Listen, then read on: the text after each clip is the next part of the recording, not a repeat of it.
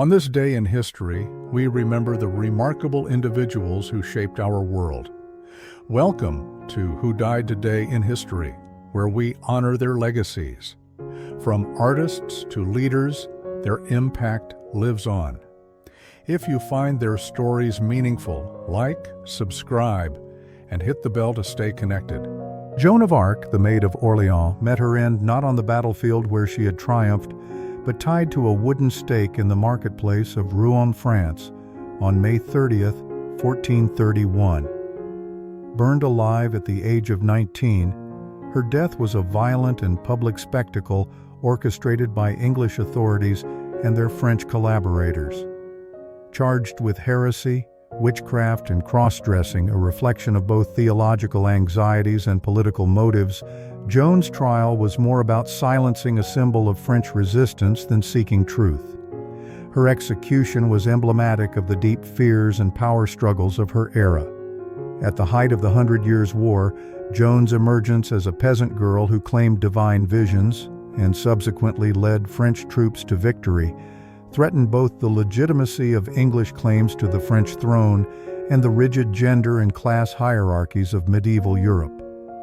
Her trial was a thinly veiled political maneuver, cloaked in ecclesiastical robes, to discredit her spiritual authority and military accomplishments.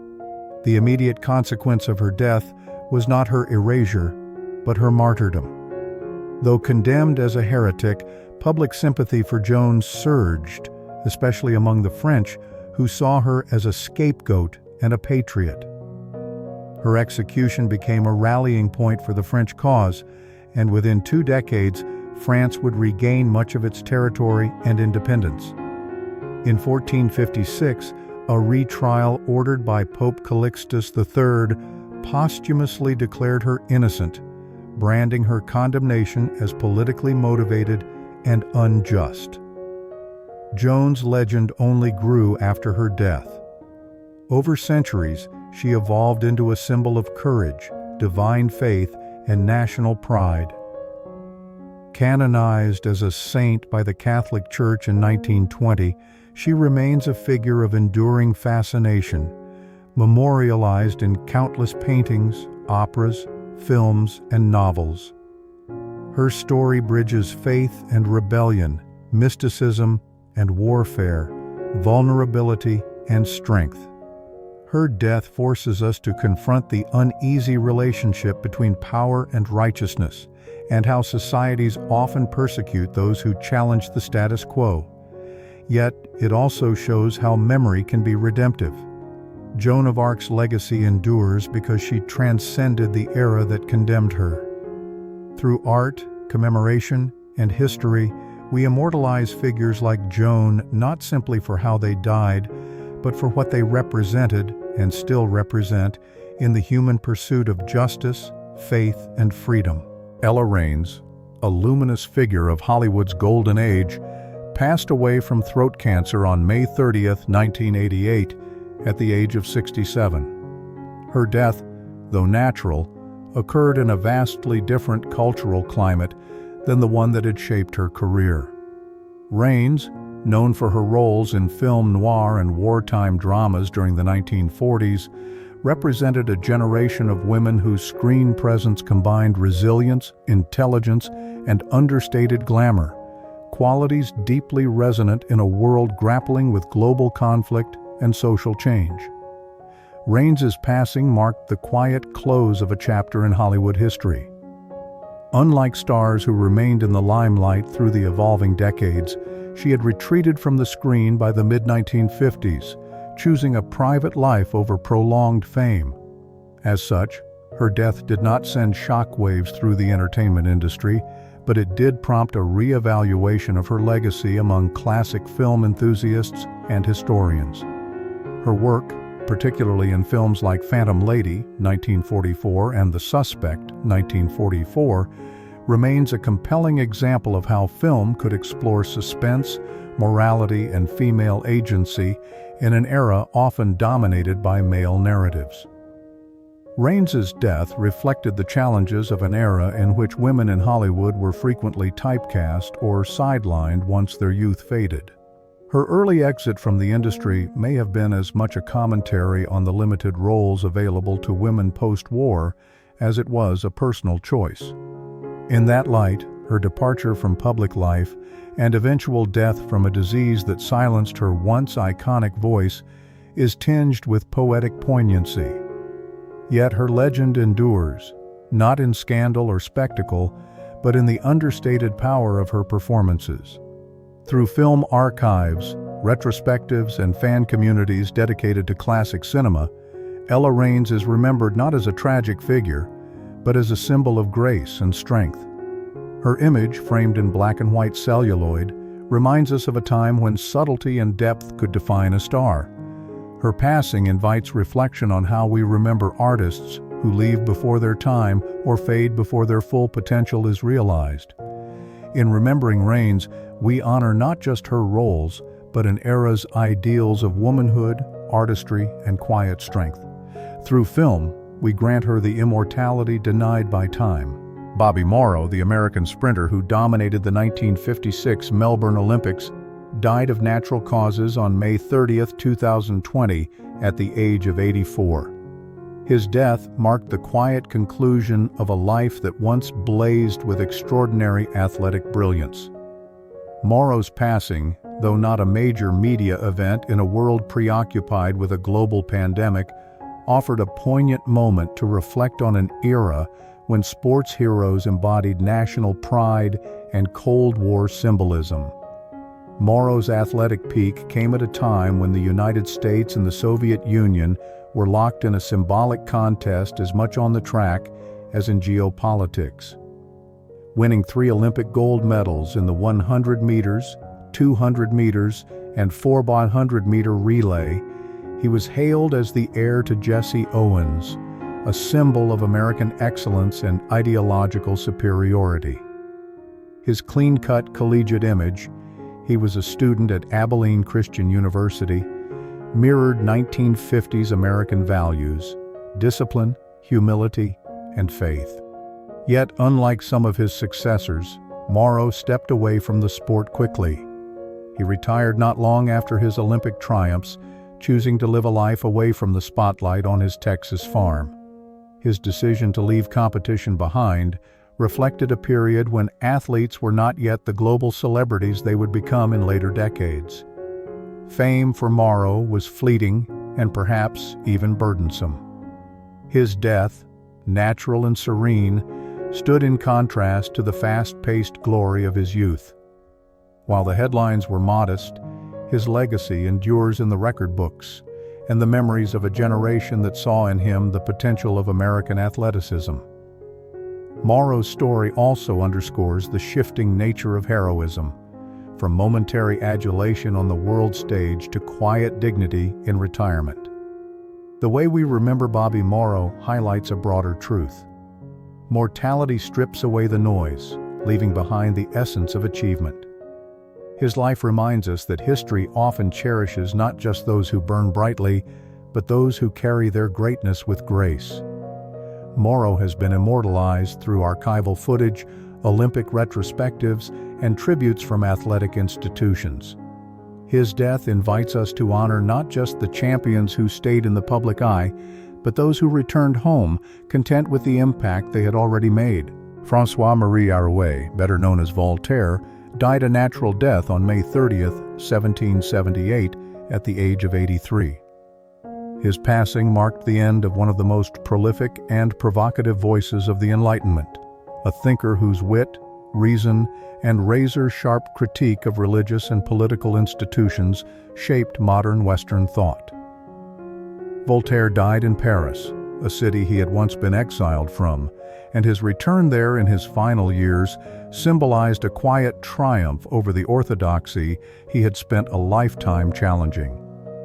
The circumstances of Voltaire's death reflect the tensions of his age, a France poised between absolute monarchy and the rumblings of revolution. Though his death was peaceful, his life had been anything but. Voltaire had clashed with kings, been imprisoned in the Bastille, and exiled multiple times for his outspoken views. He tirelessly advocated for freedom of speech, religious tolerance, and the separation of church and state, principles that would soon be echoed in the American and French revolutions. Upon his death, Voltaire's remains became a political and symbolic matter.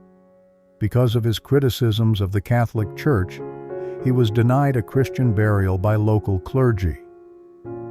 It wasn't until 11 years later, during the French Revolution, that his remains were moved with great ceremony to the Panthéon in Paris, a secular mausoleum honoring France's great minds.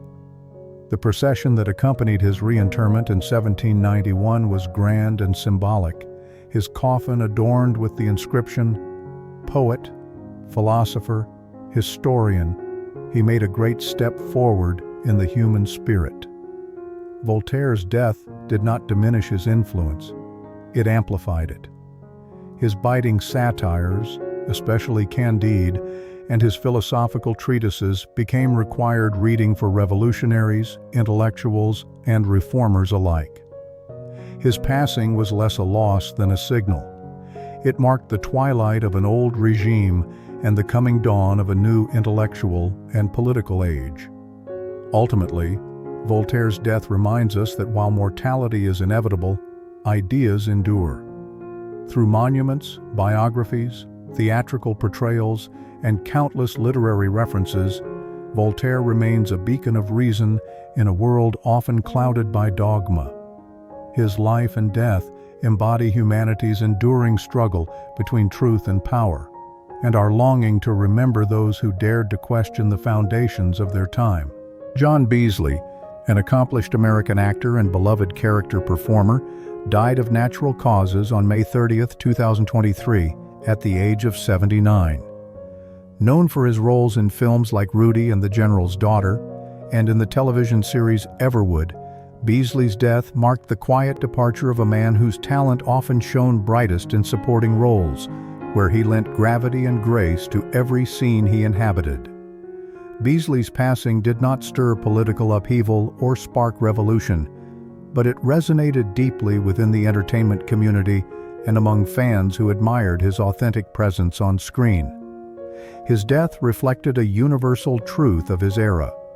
In a fast-moving world, often captivated by celebrity and spectacle, there remained a deep appreciation for those who embodied quiet dignity and steady craftsmanship.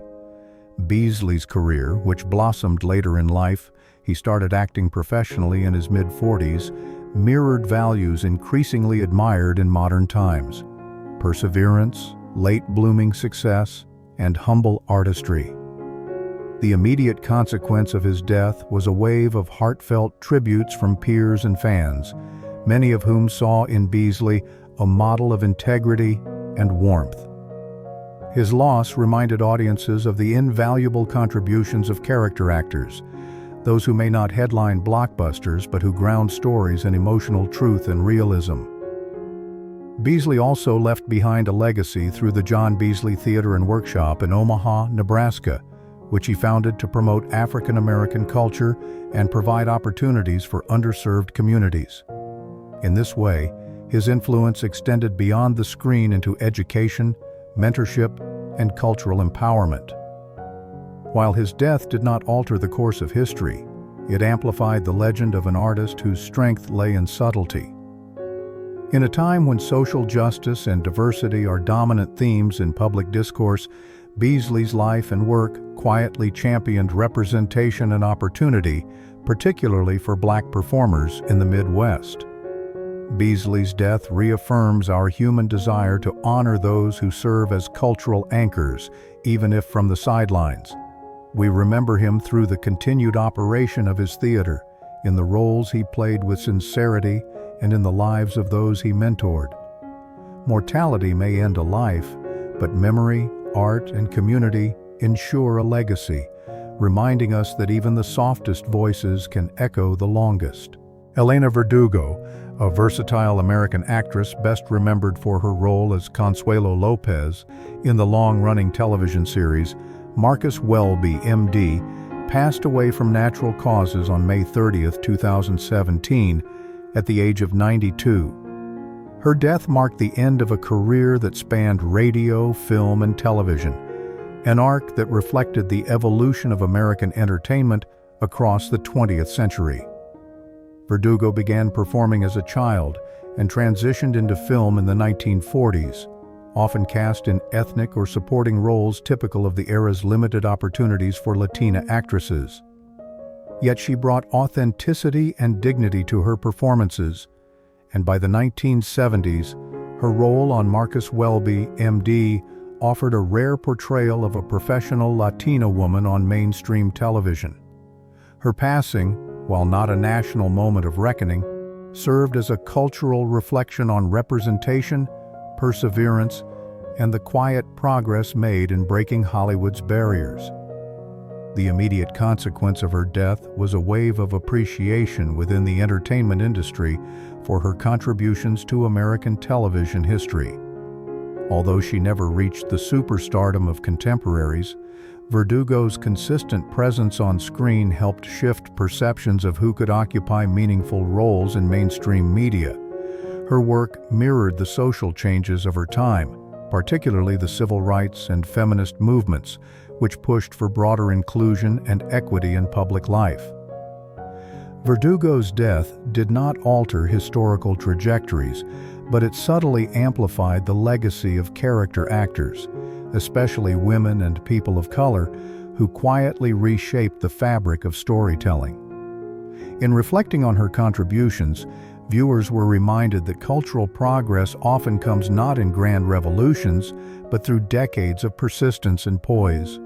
Her life and passing speak to humanity's complex relationship with mortality and memory. We often remember the boldest voices, yet the true architects of cultural change are just as often those who work within systems to expand them from within. Verdugo is immortalized not just in reruns, but in the growing diversity of television casts and stories told today. Through retrospectives, interviews, and archives, her legacy endures, proof that representation, once hard-won, can become a foundation for future generations to build upon. Clarice Taylor, an accomplished American actress best remembered for her portrayal of Anna Huxtable on The Cosby Show, died of heart failure on May 30, 2011, at the age of 93. Her passing, though not marked by the dramatic overtones of political upheaval or public tragedy, symbolized a quiet but powerful chapter in the story of Black representation in American entertainment. Taylor's death was natural and came at the culmination of a long life dedicated to stage and screen. She was a founding member of the Negro Ensemble Company and performed in numerous stage productions, including Broadway's The Wiz. Yet it was her television role as the matriarchal figure in The Cosby Show that immortalized her in the hearts of millions. Through that character, she helped redefine how Black families were portrayed on television, not as caricatures or peripheral figures, but as multifaceted individuals with warmth, humor, and complexity. The era in which Taylor found success was one of transformation for African American performers. The civil rights movement had opened doors that were once tightly closed, yet systemic barriers remained. Taylor's presence on a primetime show that dominated ratings throughout the 1980s was quietly revolutionary. She embodied the dignity and wisdom of generations of Black women, grounding the show's more comedic moments with authenticity and grace. The immediate response to her death included tributes from fellow actors and fans who remembered her not just for her iconic role, but for her trailblazing presence in theater and television. Though not a household name in the same way as the show's leading stars, Taylor's contribution was crucial in elevating the cultural status of Black family narratives in American media. In death, Taylor's legacy offers a window into how we remember those who may not have sought the spotlight, but whose work left an indelible mark. Her passing encourages reflection on the nature of fame, the value of steady, principled artistry, and the power of representation. She is remembered through re-airings of her performances, archival interviews, and the ongoing influence of the television landscape she helped shape. Ultimately, Clarice Taylor's life and death affirm that legacy is not always measured by headlines, but by the hearts touched and the doors quietly opened. Through art and memory, we preserve such figures, not as footnotes, but as essential storytellers in the narrative of progress. Robert Sterling, a leading man of Hollywood's golden age, passed away on May 30, 2006, at the age of 88 from natural causes following a decade-long battle with shingles. Though his death was not accompanied by the tragedy or violence that often immortalizes public figures, it marked the quiet fading of a generation of film and television stars who helped shape mid-20th century American entertainment. Sterling was best known for his role as George Kirby in the popular 1950s television series Topper, where he starred opposite his real-life wife, Anne Jeffries. The show was a light-hearted, supernatural comedy that mirrored the post-World War II desire for escapism and the reassertion of traditional family values, albeit with a whimsical twist. His on-screen charm and easygoing style made him a household name during the early days of television, and his career reflected the evolving landscape of American media, from the golden era of film to the rapid rise of television as a dominant cultural force. His death in 2006 passed without the sensationalism often attached to celebrity losses.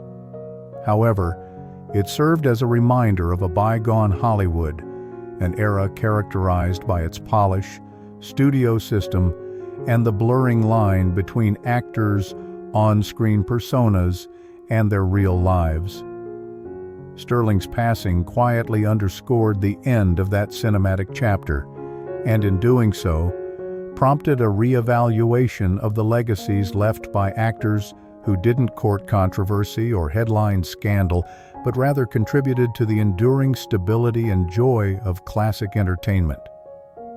The immediate impact of his death was subtle, marked mostly by nostalgic tributes and a renewed appreciation for Topper and his film work in the 1940s. Yet his legacy lives on through reruns, classic film retrospectives, and the lasting memory of his contributions to wholesome, mid-century entertainment. In reflecting on Sterling's death, we are reminded that mortality often dims the public spotlight, yet it can also illuminate the quiet grace with which some figures lived. His passing reflects humanity's perennial relationship with fame and memory, how we choose to honor not just the bold and tragic, but those whose work quietly enriched the cultural fabric. Through preservation efforts, retrospectives, and the stories passed down from one generation to the next, actors like Robert Sterling are gently woven into the tapestry of cinematic history.